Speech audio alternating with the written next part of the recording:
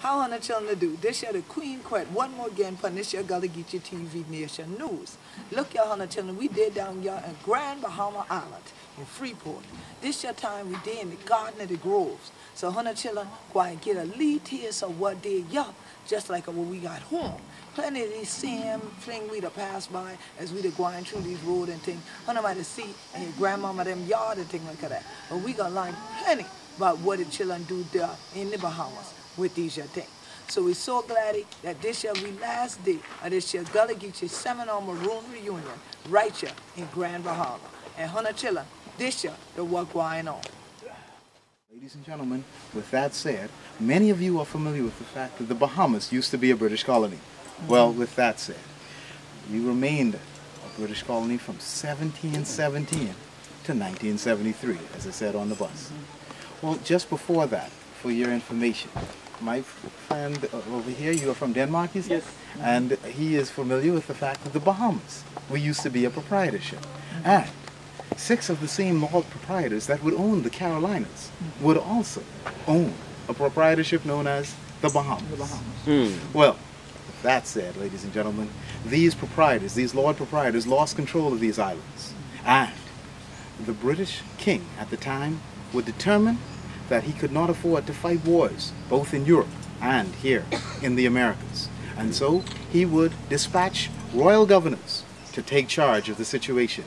For you see, where Charlestown, the city of Nassau, is today, that town, Charlestown, would be burned to the ground by Spanish and French troops that would be dispatched from Havana, Cuba.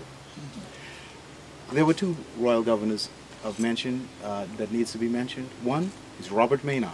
He would bring Black Bear, or Edward Teach, to justice in the Carolinas, and Woodes Rogers, the first royal governor of the Bahamas. And the royal governor here in the Bahamas had a mandate from the British king, that mandate to expel the pirates and restore trade and commerce. Well, that would be the motto of the Bahamas from 1717 to 1973. Expulsus piratus restitutio commercia. In 1973, on July 10th, 1973 to be exact, our motto would change to forward, upward, onward, together. Well, and this plant is called wild sage, as I said, or lantana. And I wanted to just share with you that as a child, the wild sage and the white sage here in the Bahamas would be used by my grandmother. Why?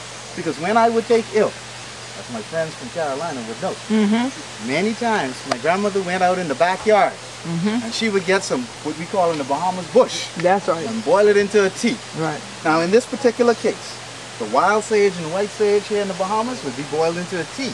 Now rather than drink the tea, you would bathe. B-A-D-E. Wow. And yes, that's in English language. Right. Bathe and in Gullah. And you would take a bath for a period of 3 to 5 days, twice a day.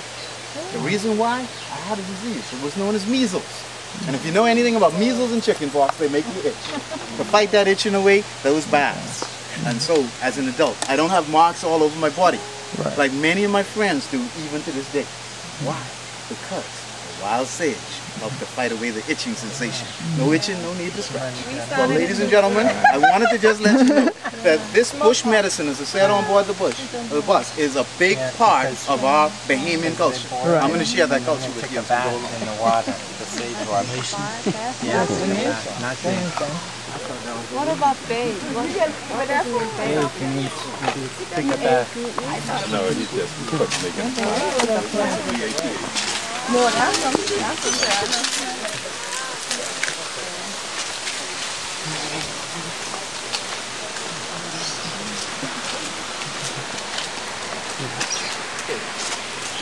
Ladies and gentlemen, if you would, just join me right over here. This is, of course, many of you would recognize this. If you're from South Florida, we call this the sea grape. And there are over 150 different species of this plant throughout the Americas. I wanted to just let you know a little bit about the sea grape. The sea grape is a true grape. It has a vine. It has multiple grapes on that vine. It only has one seed. Just like many grapes, the fruit can be eaten. It's edible. And also, it can be fermented, so it can be made into a wine. Now, ladies and gentlemen, I also wanted to share with you the bush medicine application for the sea grape. The leaf of the plant, the bark of the plant, and the roots of the plant can be boiled into a tea. That tea is used in the treatment of things like asthma and hay fever. Well, ladies and gentlemen, in addition to that, you see, the sea grape is also an astringent, a constrictor. And so, ladies and gentlemen, this plant, believe it or not, is used to make a drug. The drug is known as kino. Well, kino is used for hemorrhaging or internal bleeding, and it helps to stop that. Well, ladies and gentlemen, with that, I wanted to just let you know that the sea grape from the West Indies, in particular from Jamaica, would be used in the 20th century. It would be found to be such a great medicinal plant that this sea grape, or Coccoloba uvifera, which is mostly from the West Indies, is now found in the South Pacific. Why? Because it was taken from this area of the world and transplanted there. And so, ladies and gentlemen, you will find the Coccoloba uvifera of the West Indies, not just in the West Indies anymore, but throughout the islands of the Pacific. Well, let us continue on to the chapter on the Ladies and gentlemen, I wanted to just share with you that Christopher Columbus, on October 12, 1492, would have had a miracle that would happen in his life. For you see, his crews had grown weary of their leader, their commander-in-chief. They had given him an ultimatum: make land or we will throw you overboard. Well, on October 12, 1492, this miracle occurs. He makes landfall in the Bahamas, and he meets up with a tribe of people. These people are called the Lukukairi, later to be called by the British the Lukaians. And these people have a religious belief. That religious belief teaches them that one day their gods, their deity, would return to the islands of the Bahamas and take them away from here aboard large ships to heaven or paradise. Well, guess what? The Spanish now pretend to be these gods and deities. Gave the Spanish soldiers mandate. Those soldiers interpreted this mandate, which went something like this: convert those heathen land. They interpreted this to mean, you either accept my God or you would be executed. Now, many of the Lukukairi, they readily converted, you know.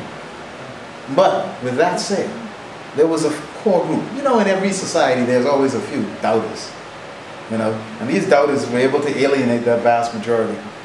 And once that alienation took hold, a depression fell amongst them, as Christopher Columbus would write, and many of the Lukukairi of the Bahamas would commit suicide. Well, as for the core group, the people that would remain true to their gods and deities, these are the people that the Spanish soldier would execute. Well, ladies and gentlemen, with that said, I wanted to also share with you that my duties this afternoon would be remiss if I left out the fourth tribe of the West Indies, a people that would range from Jamaica down to Trinidad, Tobago, and Barbados.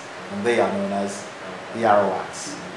Well, ladies and gentlemen, as for Christopher Columbus, he goes to his grave believing that that first large island, the one we call Cuba today, was either India or China. It would not be until 1499, you see, that another Italian would stand on the shores of Brazil, look up one night at the constellations, and say, you know what, Denmark, we're not east of Europe, but you know where we are? We're west. And perhaps that's the reason why we call this today the West Indies.